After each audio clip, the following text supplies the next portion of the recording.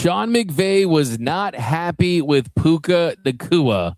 That's coming up next on Locked On Rams.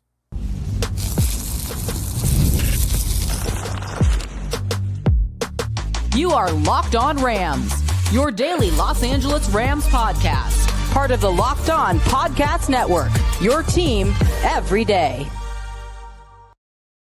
What is up, Ramily, and welcome to another episode of Locked On Rams, your daily podcast covering your Los Angeles Rams, free and available wherever you hear podcasts. Locked On Rams, part of Locked On Podcast Network, now the #1 sports podcast network, your team every day.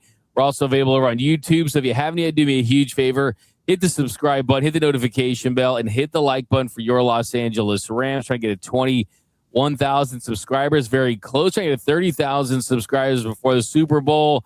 My name is Doug McCain. You can follow me on X and Instagram at DMAC_LA. I've covered LA sports for over a decade, 24/7 Sports, Bleacher Report, SI, Dodgers Nation, the LA Sports Report. And as always, I'm joined by the Rams pre-half and post-game show host for the Rams flagship radio station, ESPN 710 LA. He's in his 11th season covering your Los Angeles Rams, the People's Champ, Mr. Travis Rogers. You can follow him on X at Travis Rogers. It's his third Locked On podcast this morning. It's not even 10 o'clock, and he's got a 3-hour radio show. Man, this guy is just an absolute workhorse, an absolute beast. So definitely follow him. And then today's show, we got such a jam-packed show. We got some interesting stuff with Puka Nacua and a live stream that the team didn't like, and he took a shot at the Chargers and the refs, and he's doing a dance. That's getting a little weird for me. We'll talk about that also. Thursday could be, I said this on the cold open, I recorded before the show. You should do it after the show, since I was waiting to do it before the show. This could be the most important regular season game in Rams franchise history. Like, the stakes are so high for Thursday as far as what it means for the division, what it means for the #1 seed and the path to the Super Bowl. We'll talk about that. Could Matthew Stafford win or lose the MVP on Thursday? Can I put one more thing in there too, Doug? Throw as much as you want. It may determine the entire future of their organization. If they have to go on the road and they get bounced in the first round and Matthew Stafford says, I've had enough of this, I don't want to do this, or the Rams decide that they need to freshen this thing up or whatever, then all of a sudden they're in the quarterback market. They're talking about doing things in the draft that maybe they wouldn't do, that if they do keep the #1 seed, they stay at home, they go to win the Super Bowl. He comes back. Like, the ripples on the pond on this are enormous. They're almost endless how many different directions this can go. See, I feel better now. I feel like you're giving me a look like I'm being dramatic, like I was being a little extra, saying it was the most important regular season game, and there you say it's going to determine the fate of the Rams' future for the next 100 years. I love it. That's what I'm talking about. That's what I'm here for. 50 years, not 100. The next 50, okay. Yeah, that's fair. I mean, they're the third most valuable team in professional sports, so we're doing just fine. But we'll get into all that. But first, today's episode is brought to you by FanDuel.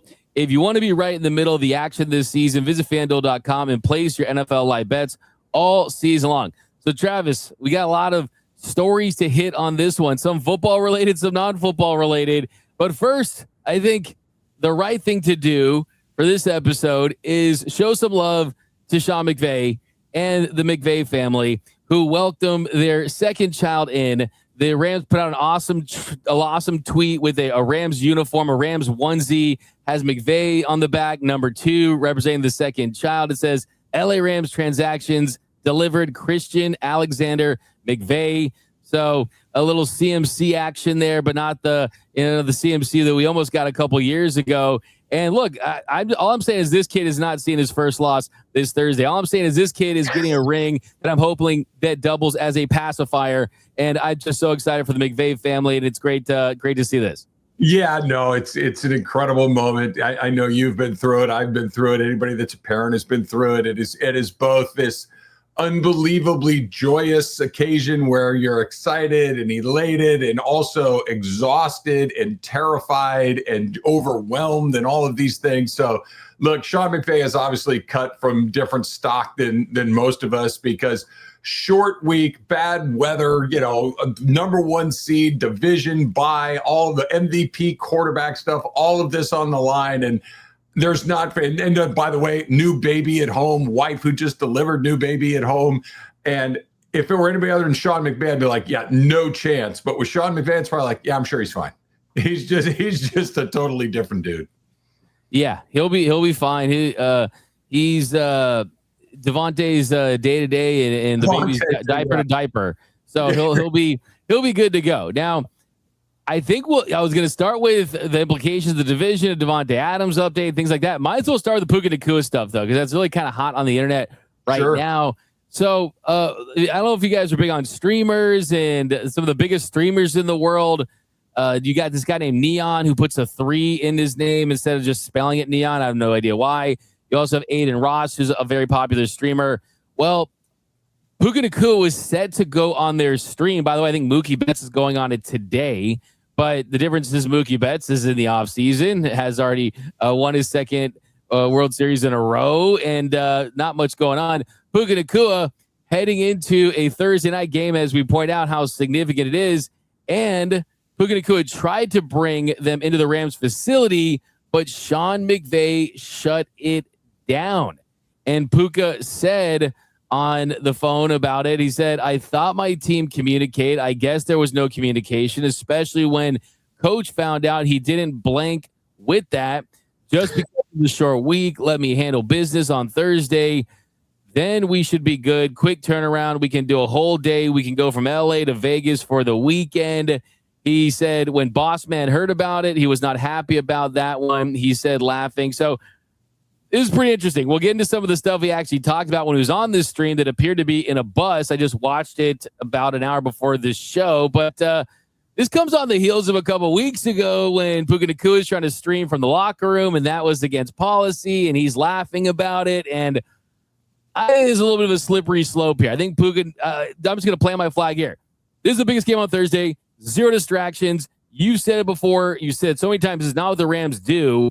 And this kind of feels like a little bit of a misstep for me on my end. And I'm usually not that guy. I just want to say I'm not that guy. Feels like a little bit of a misstep. Yeah, I don't think I'm that guy. Maybe I'm that guy. I don't know.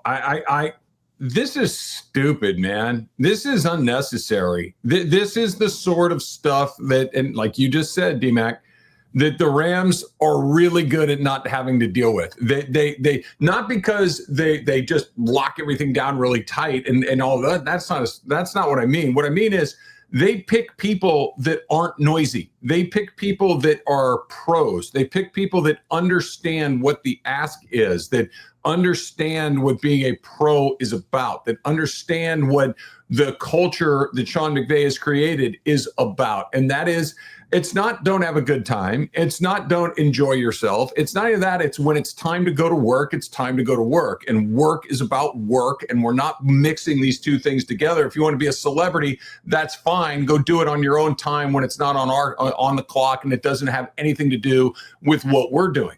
This is dumb. This is unnecessary. Now, he could go out there on Thursday and ball out and score a couple of touchdowns, and we're all laughing about, yeah, dude, go on in many streams as you want. It obviously didn't matter. That may happen. You know, he's a good enough player to pull something like that off.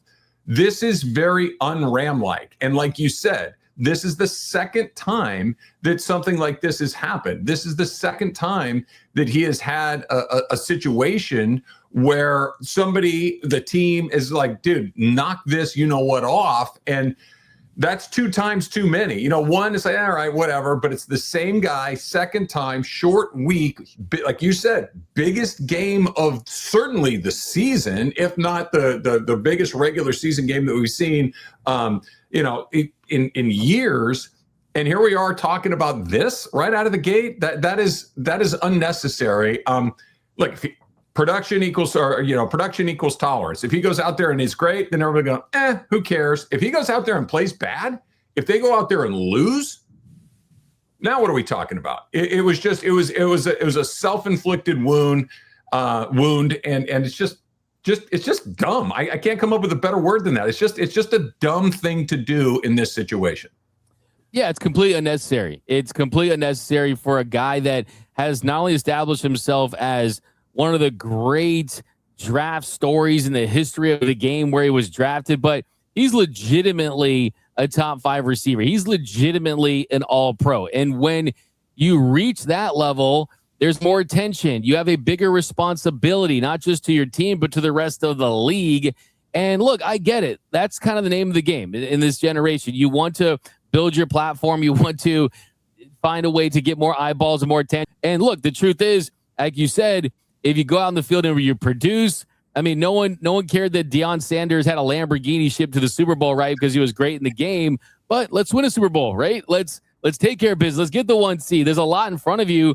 And I think, too, just kind of look at some of the things he said. Not that they're not true. I mean, we'll go through the ones that I think really stand out. The first one, to me, we talk a lot about L.A. and where teams stand in L.A. and franchise and things like that. And he was asked about who is the team of L.A. And he said, football-wise, of course, it's the Rams. He said that the Chargers are little brother.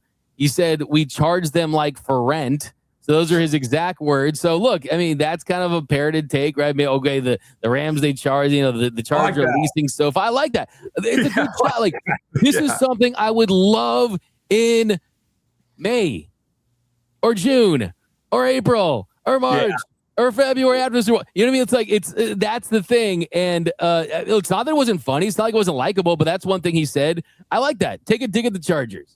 It's fine. It's funny. I do it, but I'm not playing tomorrow night. I'm not the one that's got to go out there and get a question from Sean McVay about who are you trying to bring into the facility today? Like, talking junk on the Chargers it's funny. They're the Chargers. People talk junk about them. That's the way that it goes. And I think he's right. I think they are a tenant of SoFi Stadium. So, the truth is the ultimate defense, but I just keep coming back to, you've put a bullseye on your back. You've put a target on your performance in one particular game. And look, if he plays great, nobody will care. It'll be even funnier on Thursday night if they win. If they don't, I know what we're going to be talking about Thursday morning. And if he's something look, think about this, Doug. We haven't even kind of mentioned this. Davante Adams is almost certainly not going to play on Thursday, which means Puka is going to carry the load of the receiving responsibilities.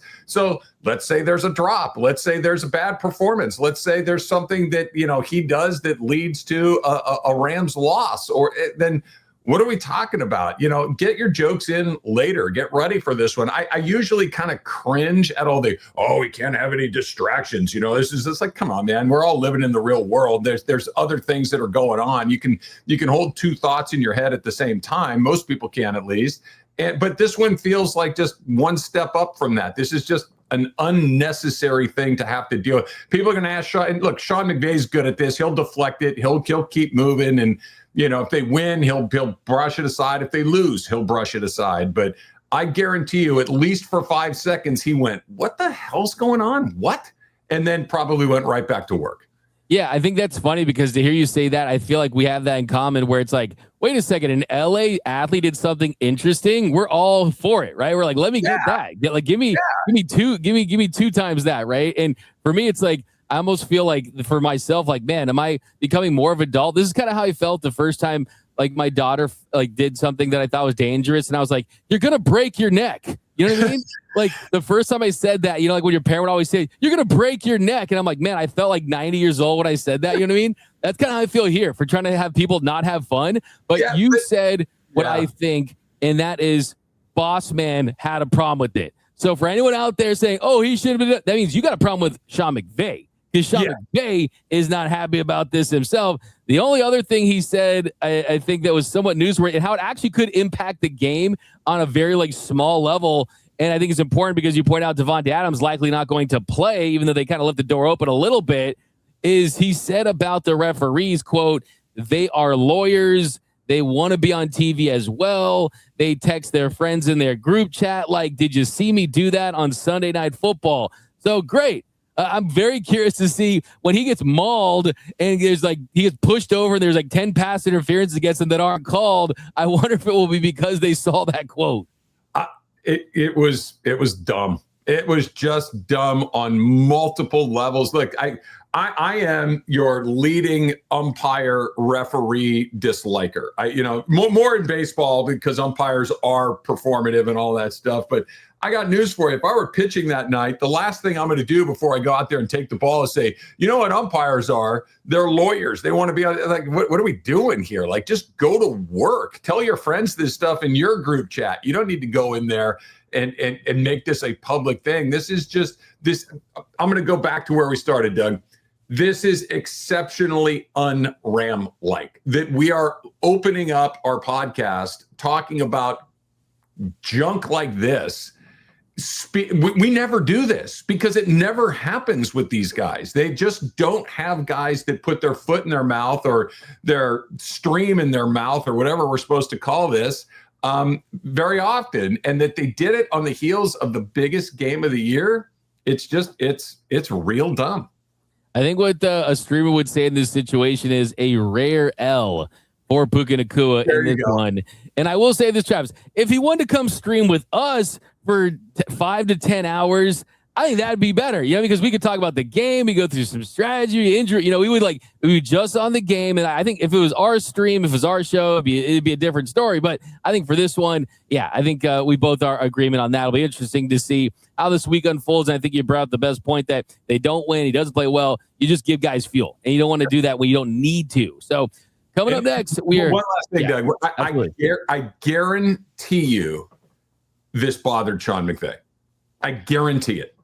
I guarantee it. Now, it's not going to make him change his tune on Puka. It's not where all of a sudden he's going to, have a vendetta. It's nothing like that. But I guarantee you a guy that is as focused and locked in and committed and professional and just on top of every detail the way that Sean McVay is, when he sees something like this, it gets under his skin.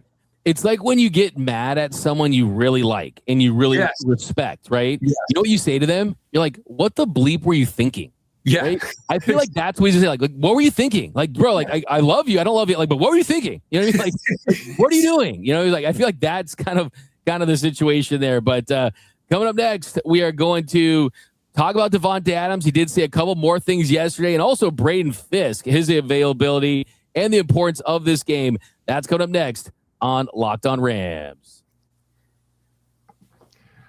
Do you ever feel like your money just disappears each month? It happens fast, right? A few subscriptions here, an impulse buy there, and suddenly the numbers in your bank account do not match the numbers that you have up in your head. So Rocket Money, it helps you get clarity, tracks every dollar, and stay in control of your finances, because managing your money shouldn't feel like a second job. Rocket Money does the heavy lifting for you so you can save more and stress less. Rocket Money is going to find subscriptions you forgot you were paying for and help clean them up quickly. Seeing all your spending in one little spot, one dashboard, makes it easier to understand where your money is actually going. I love how Rocket Money automatically builds budgets based on past spending. It helps keep you on track without overthinking it too much. And having the app find good times to save each month keeps you consistent with your financial goals. So take control of your finances. Cancel your unwanted subscriptions with Rocket Money. Go to rocketmoney.com/lockedon today. That's rocketmoney.com/lockedon.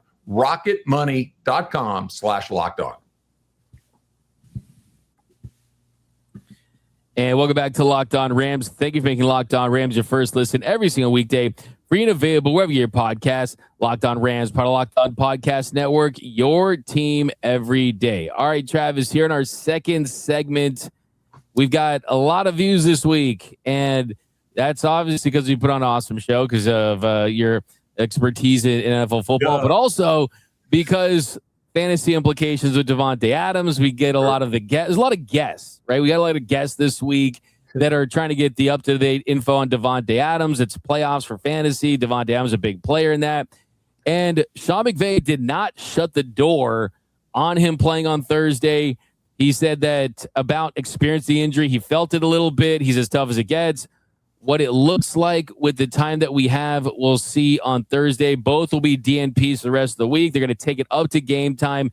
That's him and Braden Fisk. He's not ruling out anyone, including Davante Adams. I think we both are on the same page with what we feel like they will ultimately do with Davante Adams. But I think the good thing about all of this is the fact that he's even in question Whether that's a gamesmanship move, I think that's unlikely. But, I mean, as far as the long-term prospects, I think there's no doubt about it that he'll be ready for the playoffs. No doubt. I have zero doubts in my mind. And I think it's the right move to leave him out in this one, but I think they're playing the game right now. Yeah, I think we're on the same page there. I don't know if I would go as far as to say that there's no question that he'll play in the playoffs. I don't know.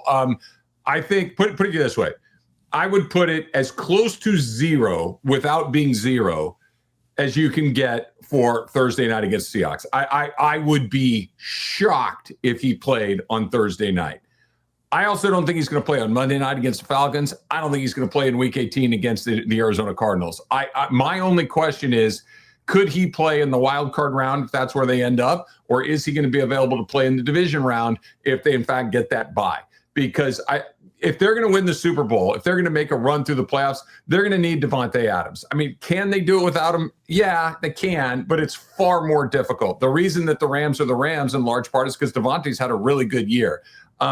I would be willing to roll the dice and say, don't play him at all the rest of the regular season. And if that means you're in the wild card, okay, so be it. Fine. We'll be in the wild card or we'll go on the road, because I'd rather have Davante Adams on the road than no Davante Adams at all. So I don't think he's going to play on Thursday. I don't think he's going to play the rest of the regular season. I think you'll see him in the playoffs, whether that's wild card or division round.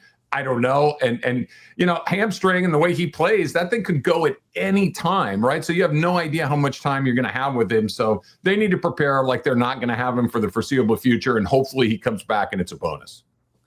That's just kind of how you have to look at this point. And we know how they're going to, we talked about yesterday, you got a lot of guys that can play that spot as far as how they distribute when they have the eligibles out there. And I think you're going to see them go to the tight end. And we saw, I rewatched the Lions game, and man, he had Terrence Ferguson wide open on the left sideline. And I think that having him get some confidence and saying, hey, I'm going to make a late run and being a weapon heading into the playoffs, I think this could be good for him. This could be good for Colby Parkinson. This could be good for Tutu Atwell, Xavier Smith. It could be good for Konate Mumfield. So I look for a Matthew Stafford that's locked in and focused, in a Rams team that can certainly win. I mean, just look at they almost lost to the Colts with Phillip Rivers. So I think a lot of this is going to be predicated on the pressure that the defense is going to place on Sam Darnold. So we'll talk about that. But as far as the implications for this game, first and foremost, this is going to be history on Thursday, in that Thursday night is going to be the first Thursday night game with two teams that have 11 or more wins. Mm-hmm. So this is one of those games where you reserve for Sunday Night Football, the game of the year, that kind of stuff. And it's happening on a Thursday. It's essentially the de facto NFC West championship game. And yes, the 49ers still are in the mix. Yes, they are. And yeah, and I hate to admit that, but they're right there. Now, as far as how the win will specifically impact whether or not they'll win the division or finish the number one seed. As far as the division goes, if the Rams win, their odds of winning the NFC West jump to 95%. With a loss, they drop to 26%. The Seahawks go up to 55% with a win and 2% with the loss. So if the Rams were to lose Thursday, their path would have to include the Seahawks slipping up to the Carolina Panthers. And then you win your final two games against the Falcons and the Cardinals, and you would need the Seahawks, like I said, to lose the Panthers and then beat the 49ers in Week 18. So that would put the Rams and the Seahawks at 13-4. San Francisco being 12-5, and the Rams will win the tiebreaker based on their record against common opponents. So it gets tricky when you get into that as far as the division. Yeah, no, it's everything, right? I mean, this is not, there are big games, and then there are games that are bigger than that. And that's what this is. This is the easiest, let me rephrase, not easiest, the most favorable path to a Super Bowl, which is you stay at SoFi Stadium, it's dry, it's warm, it's a fast track, it's all the things that you want, or you're going to have to go to a place that you really would rather not want to go to. Now, maybe the way that the seeding would break out if they lose these games, they land in that 5-hole, maybe, and they get to go to the NFC South, which would be Tampa or Carolina, which I think is not that big of a deal. You can go into those places and feel pretty comfortable. But if you fall to the 6 or the 7, you're going to Chicago, you're going to Green Bay, you're going to Philadelphia, you could end up going to Seattle, you could end up going to San Francisco. There's all these other places that you could have to go to that you'd really rather stay away from. And oh, by the way, it's another week of rest for not just Davante Adams and Braden Fisk, but for everybody else on this team. You know, Matthew Stafford's 148 years old. I'm sure he could use a little time off of his feet. The offensive linemen that have been going it all season long, Jared Verse has been playing his guts out, Byron Young, all these guys. So to get a little bit of time off of your feet is huge. Win on Thursday, and you could probably put your feet up on week 18 against Arizona because it's probably not going to matter anyway. You're into that number one spot. You get 2 weeks off. So there's a ton of stuff riding on this, which always brings me back to the Puka thing, which is just, dude, now? Seriously? This is what we're doing now? Yeah, it just kind of makes you scratch your head. Now, as far as the number one seed and the specifics on that one, man, it's dramatic. So if the right now the Rams have a 53% chance. If they win, it goes to 90%. If they lose, it drops to 21%. And if they tie, 69%. Well, that's unlikely. So right now, the Seahawks 29%. If the Rams win, 2%. So basically, you win on Thursday. It would just make life so much better for you and your chances of having the best path to the Super Bowl. And on top of that, too, I think from an MVP standpoint, for Matthew Stafford, everyone's going to be watching this football game. And he's had an incredible year at his age, considering he's 37, considering the back injury that he was dealing with heading into this season from a narrative standpoint, considering the fact he's never won an MVP, all those things considered, he probably is going to win the MVP. I won't hear any of this nonsense about Josh Allen win the MVP. That's ridiculous. And that's all media, narrative driven. Okay, let's get the biggest star, Haley Steinfeld, whatever the heck, right? That's ridiculous. But Matthew Stafford, eight games of throwing multiple, he has a streak of 8 straight games throwing multiple touchdowns. The next closest is Trevor Lawrence with 4. So, I mean, last 5 games, highest passer rate in the league, 107.2. Yes, Drake May. Here's the thing about Drake. I respect Drake May. Drake, you can make the argument that Drake May deserves the MVP. Will he? And do I think he should? No, but at least you can have the argument. You can't have the argument for Josh Allen at this point, right? But if I don't know. I mean, if they come back and end up winning the AFC East, and it's good, and if they do, it's going to be because him being a great player. I generally agree with what you're saying. I think that 2 things would have to happen for Josh Allen to win the MVP. Number one, Matthew Stafford would have to really look bad over these last 3 games of the season, which I think is very unlikely. And Allen would have to be spectacular. I think that's the only way it happens. I think if Stafford is somewhere between good to average, it's his. Most of this stuff, not only got to be a great player, obviously, but it's story. Josh Allen won it last year. Drake May's got a lot of time left in his career to potentially make a run at an MVP. Matthew Stafford is towards the end of his career. This would be a great story, a crowning achievement. So I think as long as he doesn't go out there and have a, back-to-back 3 interception games and the Rams come unhinged, I think he's going to win it. But if he does and they lose 2 of these final 3 or whatever it may be, and Allen goes from kind of middle of the pack to top of the, AFC East in the last month of the season, I think he could sneak in. I don't think he will, but I think it's possible.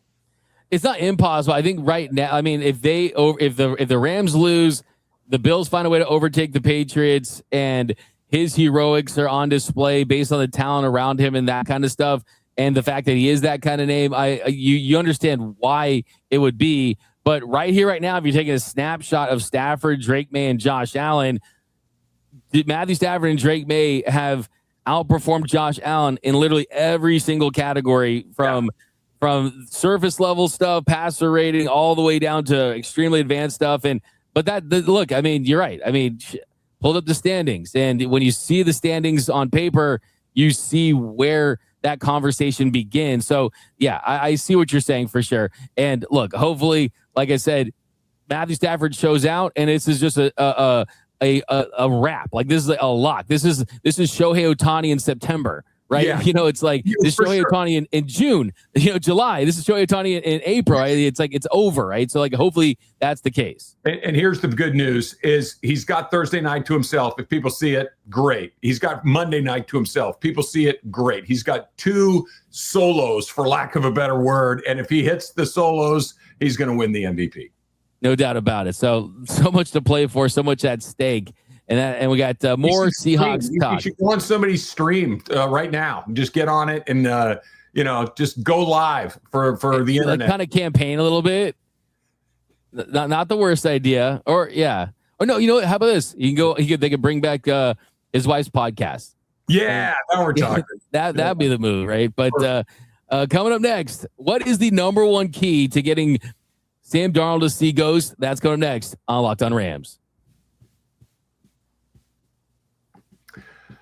NFL Sundays, they move fast. Ask Puka Nacua. One big play, and suddenly everything feels different. Ask Puka Nacua. That's what makes live betting with FanDuel so exciting. You're not just watching the game, you're reacting to it in real time. And with FanDuel, you can place bets as the action unfolds, which means every drive, every momentum swing, every highlight moment gives you an opportunity, because live betting is best when the game starts to shift. A receiver, what up, Puka Nacua? That receiver gets hot. A defense tightens up, or the momentum flips after a turnover, because FanDuel lets you jump in right into those moments. Live spreads and money lines, they adjust instantly. Player props update as guys start to heat up. You can bet next touchdown scorer, drive results, totals, and more, and it's going to keep you locked into every snap, every drive, and every single possibility. So if you want to be right in the middle of the action this season, visit FanDuel.com and place your NFL live bets all season long.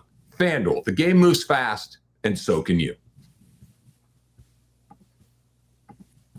And welcome back to Locked On Rams. Thank you for making Locked On Rams your first listen every single weekday. Free and available wherever your podcast. Locked On Rams, part of Locked On Podcast Network, your team every day. All right, Travis. So Sam Darnold, 4 interceptions, was seeing ghosts, a lot like Jared Goff. If you can stop the run and get pressure, you're going to be in really good shape. And I think you got to bracket JSN, try to stop him and do whatever you can to stop those explosives. But really, if I could give you one thing, if I guarantee you one thing that the defense can do, and you'd feel like it would increase your chance of winning, it'd be getting pressure on Sam Darnold and what that means. So that's the number one thing for me in this one against Sam Darnold.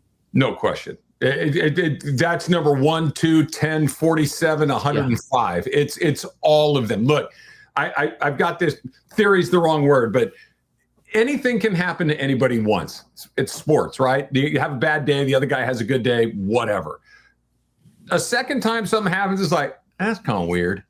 If it happens 3 times in a row, that's a thing. That's not a coincidence. That's nothing other than this is who you are and what happens. Here's what the Rams have done to Sam Darnold the last 3 times they played him. They sacked him 7 times, they sacked him 9 times, and they forced him into 4 interceptions. That's not just, oh, he had a bad day. That is a bad matchup for that guy, right? That is Chris Shula's defense against Sam Darnold is a mismatch. Now, could he flip it and all of a sudden he just is the guy that has the good day? Sure, anything is possible. But if they make Sam Darnold look even a little bit like the Sam Darnold we've seen the last 3 times they play him, the Rams are in pretty good shape. Now, they still have to score, because think about the game that we saw 5 weeks ago, right? Darnold threw 4 picks and the Rams won by 2 points. You know, that 4 picks, you should win by 3 touchdowns. They won by 2 points. So it was a lot closer than I think anybody would have imagined under those circumstances. But, you know, we saw the 2 games with the Vikings last. The Vikings were really good last year, and the Rams just smoked them because Darnold was that bad. The Seahawks are really good this year, and the only reason the Rams beat them is because Darnold was that bad. So I think that's the entire game. Like, I think the Rams will score north of 20, 24, 28 points. That's kind of where they land in just about every game. I think they'll do it again. The question is whether or not they can keep Darnold out of the end zone and make him struggle. No doubt about it. I mean, you got to have a bounce back performance from this defense. The Rams give up 30 plus points, and they're 1-2 when they've done that this season. So we know that the Seahawks struggled last week. They were flat early in that one. And I think this is a game where Sam Darnold, almost has to prove that he can win these types of games. I mean, he had a good year last year. This almost feels like a playoff game. It is a playoff game, essentially, in the grand scheme of things. And I think the takeaway battle is going to be huge, too. The Seahawks forced 22 this year. That's fifth. The Rams are behind them with 21. Matthew Stafford had that pick to Aiden Hutchinson. This is a game where if you're going to turn the football over, it's going to be something that could hurt you a little more because you're not at home and you're going against a tough defense. I think the big question, too, is how this team going to perform in the red zone. I mean, you have the emergence of Blake Corum. The run game has been fantastic and efficient of late. Colby Parkinson's emerged. So I think that alleviates that. And on top of that, too, when you're looking at good teams and close games, how's the special teams? How's the kicking game? And it looks like Mevis in the thicker kicker has given them a weapon. So all those things considered, I still feel like the Rams, as long as you avoid mistakes and just Matthew Stafford's locked in, they go up there and I think they're going to win this football game. They got every opportunity. You go back to that red zone, situation that you talked about. Well, their best weapon in the red zone is Davante Adams. I don't think anybody expects him to play. The weather could be really bad. I know it's wet and rainy and it's expected to be pretty windy too. So maybe that does some stuff to your kicking game. So a lot of Kyron Williams, a lot of Blake Corum, a lot of triples, tight end sets, and a lot of, just those gimmies is probably the wrong word, but those really high percentage plays that they run to those tight ends. Colby Parkinson continues to have a great season. So yeah, I think they're the best team in football. I think that they're the best coach team in football. It's a short week. You're missing some guys, weather, all these things that can equalize it. But if they play, the Rams have entered that the situation that I think the Dodgers are at. There you go. There's your Dodger mention for the day. For me, Doug got his in earlier. If they play well, they're going to win. The way that you beat them is they have to come down a little bit and you have to come up a little bit. If they stay where they're supposed to be, they're really hard to beat, and I think they'll win too. I agree. It's going to be a great game. It's going to be a dramatic game. Maybe you'll see Puka Nacua, and it'll be like they'll score like a 90-yard touchdown with time expiring. Al Michaels will probably be like, touchdown Rams, and the Rams win the game. Great game. No, I'm just kidding. Leave Al alone, Doug. Leave Al alone. He's the GOAT. I love Al Michaels. People are saying he lost his fastball. I totally disagree. I love Al Michaels. He's the best ever, man. Arizona State in the house. By the way, we'll end with the fact that the Rams are wearing the Royal Soul and Royal combination. Royal jerseys, Soul pants, and Royal socks. And the Seahawks going with their alternates. So I just want to throw that in there. But that's going to do it for this episode of Locked On Rams. My name is Doug McCain. You can follow me on X and Instagram at DMAC_LA. And you can follow the People Champ, Mr. Travis Rogers. After this, he's going on Locked On Lakers, Locked On Kings, Locked On USC, UCLA, the Locked On King. Hey, we need to get you starting on Locked On UCSB. Hey, we're calling David Locke today. Locked On UCSB with that Argentine cowboy. Shout out to my friend Eric Yulo. Locked On Gauchos, baby. Let's do it. Let's get it. But that's going to do it, guys. Until next time, whose house? Locked On Rams house.